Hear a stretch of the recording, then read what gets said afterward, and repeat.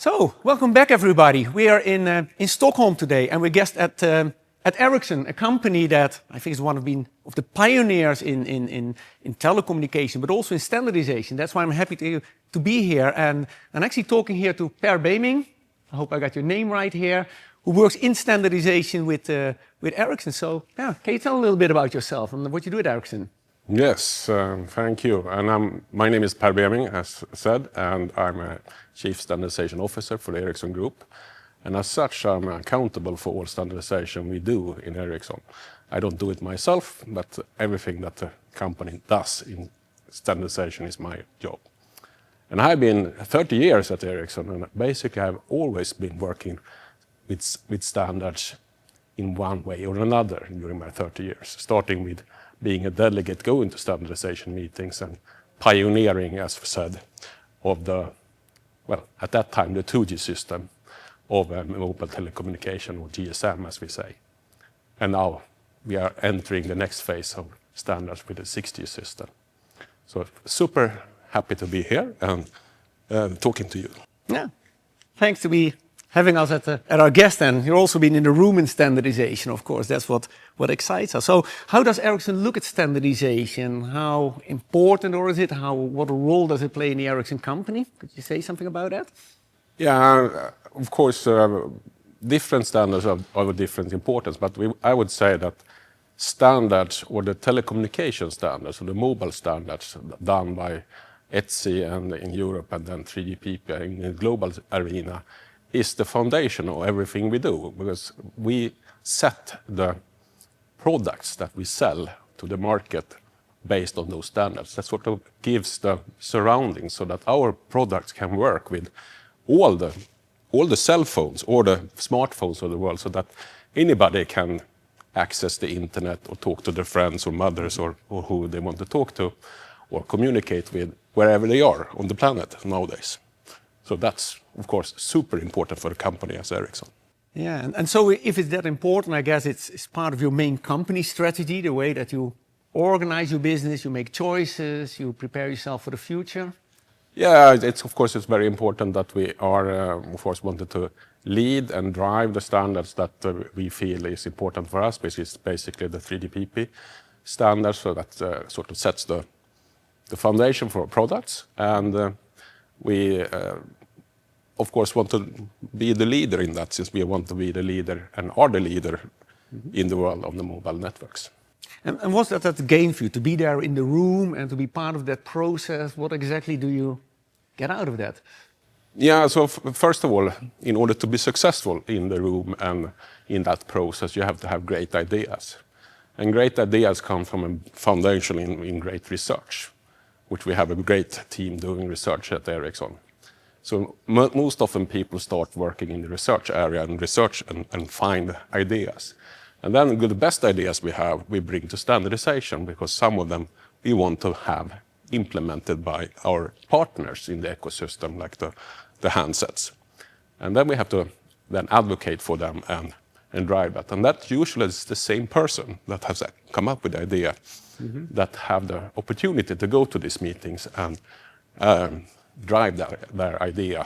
So it will be the very engineer, if I may, that plays the main role in the participation process. Yes, so there's a lot of engineering, it's a lot of discussion, and it's a lot of detailed technical questions that you have to answer and be good at. And your idea is not the only idea, so you have to kind of convince the room or the people or the other companies that your idea is the best idea to be in. So it's a mind-bonding game, actually. Also, it's very, very fun. Perhaps sometimes you can find alleys where you could share similar types of ideas and collaborate and support the same idea. And sometimes in other cases, they're not exactly alleys and you might have different views. Of course. And I mean, that varies between idea and idea. Sometimes a colleague in another company is your best friend. Sometimes it's the one you're fighting. So it all depends. And that also makes it fun, because you have to understand it's a difference between sort of, it's not a personal thing. So hopefully out of the room you can be good friends. There are a super nice community outside of the meetings normally. Yeah. And that's what I've been hearing about a lot of engineers. They get very excited about being part of standardization, the social network around it. I mean, if you think about it, if you take the mobile standards, which have produced the fastest growing industry ever, we have gone from we have done 1 million more bits per second since I started. So it's super high speed in getting more technology out there, but also it's very profound how it has impacted the society also. So you really feel, if you have been part of that, you have been part of creating something. Yeah, the technical progress, but also the societal impact of your work. Absolutely. Yeah. So it's super exciting to be part of that. And so you talk of engineers engaging there. How many would that be from a company like Ericsson? Well, it all depends. I mean, as I said, we have this, you have to have the ideas, so there is a research process, and then you have the standardization process, and then you have an implementation process. And it all depends. And of course, it depends on what standards we are going to as well. And of course, Ericsson has the ambition to be the leader in our field, so we send many people in our field, less in other fields, because we have other standards that we consume, that we bring in to the company in order to leverage those standards in our product development. Yeah, you have a different role in different settings. Yes. Yeah. So. Yeah. And so now you had a very successful succession, I think, from GSM, 2G, 3G, now at 5G.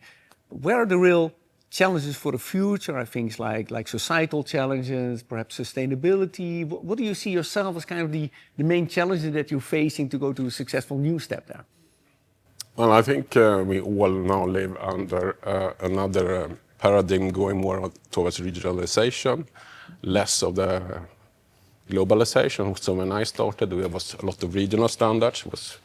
2G was basically 5 different standards around the world.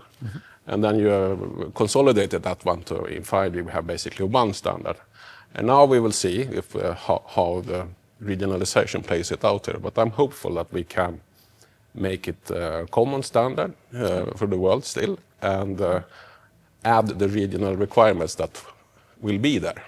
And you already mentioned 3GPP, and that is like a collaboration of ETSI from Europe with other regional bodies from the rest of the world, correct? That's correct. So for instance, we have the 80s from US, we have CCSA from China, we have ARIB from Japan, and we have TDSAI from India. So we have a broad set of countries that are part of that, or regions, I should say. Yeah. We also have a video on ETSI in this series that you can look at, where we learn a little bit more how ETSI look at their role. And I think they started it in terms of 3GPP, one of the leading organizing partners. ETSI is, of course, super important in this process of keeping the thing together, since they, as you said, were one of the starting foundations or regional partners of 3GPP, together with some in US and Japan and Korea. But they also host the kind of the support function for 3GPP, so it's very important. So they organize the meetings and do much of the... Yes, absolutely. So. Yeah. Coming to the end of our talk today, is there any message perhaps that you want to share with our viewers, with our students about standardization? So I think, standards, especially if you do the interoperable standards like 3GPP, is super interesting, super cool. You are on the bleeding edge of technology, and you actually make a big impact on society. It takes some time after the standard is set, but it's very rewarding. My 30 years has made basically going from just voice communication with barely reaching to these fantastic internet connections we're having now with all the apps and everything like that. And the next generation will be even more on that societal change. So it's super important to be part of that and interesting to be part of that. And it's also very fun to meet all the interesting people that you will meet, not only from your own region, but other regions. It's very intercultural and very fun in that way. All over the world. Yes. Thank you so much for having been with us today. Thank you. Okay.